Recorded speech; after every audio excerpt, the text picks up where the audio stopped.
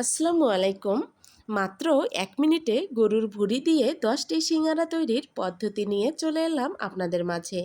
এই পদ্ধতিতে সিঙ্গারা তৈরি করলে সিঙ্গারা তৈরি করাও হবে অনেক সহজ এবং খেতেও হবে অনেক সুস্বাদু। তাহলে চলুন কথা না বাড়িয়ে লাইক দিয়ে সম্পূর্ণ ভিডিওটি দেখে নেই। আমি সিঙ্গারা তৈরি করার জন্য প্রথমে নিয়ে নিব ২ কাপ আটা। এখানে আটা অথবা ময়দা যে কোনোটা দিয়েই তৈরি করে নেওয়া যাবে। তারপর এখানে দিয়ে দিব ১ চা চামচ পরিমাণ কালো জিরা এবং হাফ চা চামচ পরিমাণ লবণ। তার সঙ্গে দিয়ে দিব ২ টেবিল চামচ পরিমাণ রান্নার তেল। এবার সবগুলো উপকরণ খুব ভালোভাবে মিশিয়ে নিব। মিশিয়ে নেওয়া হয়েছে কিনা তা বোঝার জন্য একটু নিয়ে হাতে এভাবে চাপ দিব। চাপ দিয়ে যদি ঝুরি ঝুরি হয়ে পড়ে তাহলে বুঝবো মেখে নেওয়া হয়নি। তখন আরও কিছু সময় মেখে নিতে হবে।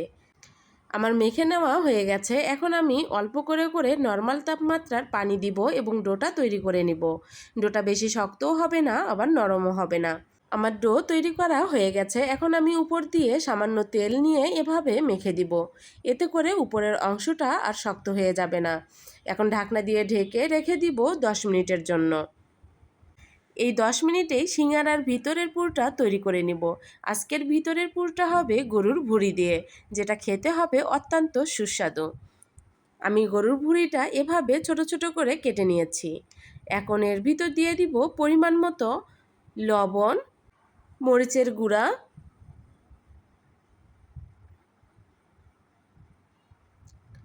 জিরার গুঁড়া, কাঁচা জিরা গুঁড়া করে রেখেছিলাম সেটা।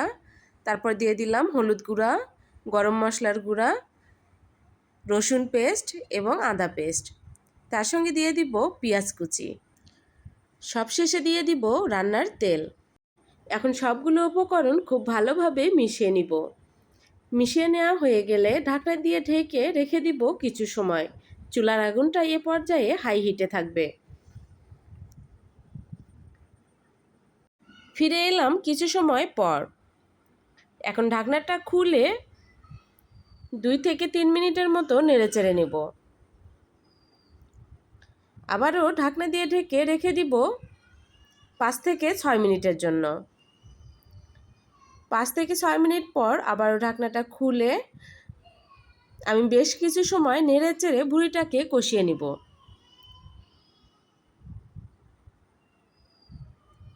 চুলার আগুনটা এই পর্যায়ে মিডিয়াম টু লোয়ের মাঝামাঝি আছে।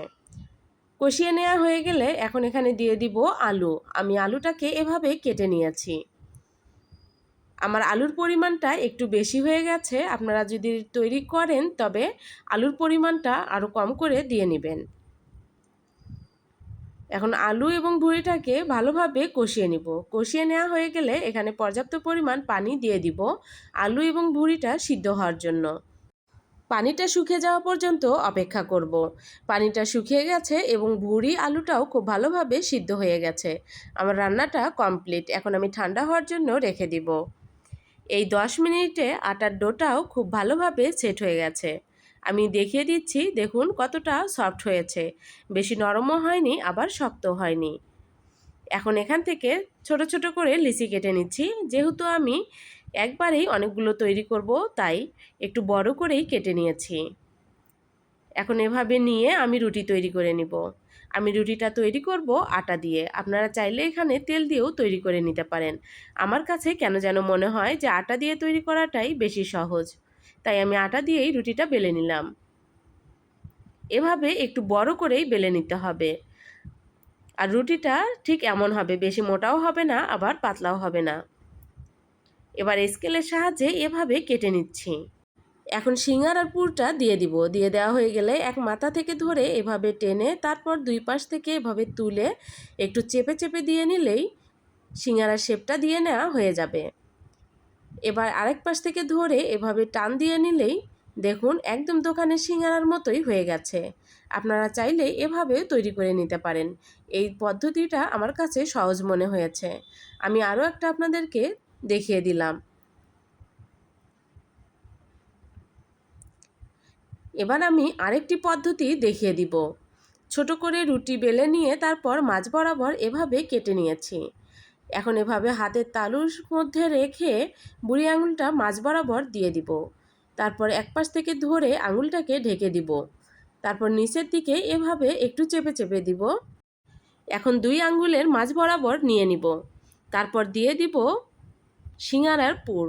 সিঙ্গারার পুরটা দিয়ে এবার মাঝখান থেকে ধরে এভাবে টেনে আরেক পাশে লাগিয়ে দিব এবং আরেক পাশ থেকে এভাবে ধরে টেনে আরেক পাশে এনে লাগিয়ে দিব। ব্যাস তৈরি হয়ে গেল সিঙ্গারা। আপনাদের বোঝার জন্য আমি আরও একটা করে দেখাচ্ছি।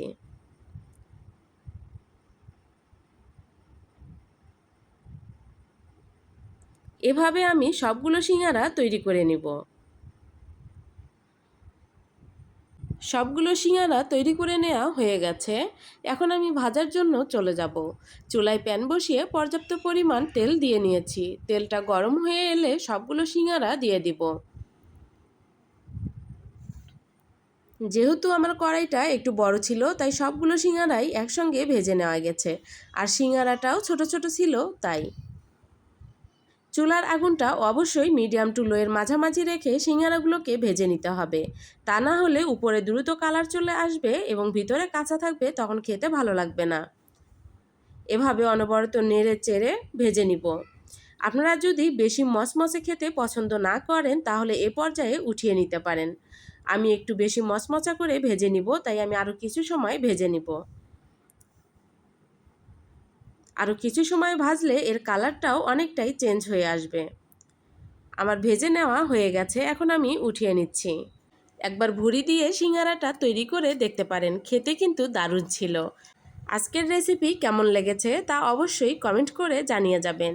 যদি আমার রেসিপি আপনি দেখতে চান তবে অবশ্যই চ্যানেলটিকে সাবস্ক্রাইব করে বেল বাটনটি অন করে দিবেন। এতে করে আমি ভিডিও আপলোড দেওয়ার সঙ্গে সঙ্গে আপনার কাছে নোটিফিকেশন চলে যাবে এবং আপনি খুব সহজেই আমার রেসিপিগুলো দেখতে পারবেন। আমি সবসময় চেষ্টা করি নতুন কিছু স্বাদে আপনাদের মাঝে সহজভাবে রেসিপি উপস্থাপন করার। আজকের মতো এখানেই বিদায় নিলাম। দেখা হবে আবার অন্য কোনো ভিডিওতে অন্য কোনো রেসিপি নিয়ে। সবাই ভালো থাকবেন, সবার পরিবারকে নিয়ে আমার জন্য দোয়া রাখবেন। আল্লাহ হাফেজ।